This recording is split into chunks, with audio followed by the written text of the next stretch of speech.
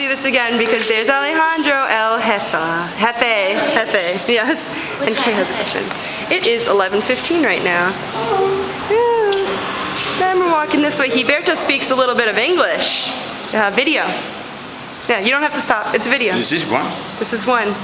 One. I am one. See? He's good with the English. He's got it. There you go.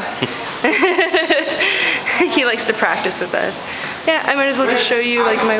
After Alexander. Oh yeah, you're like at that.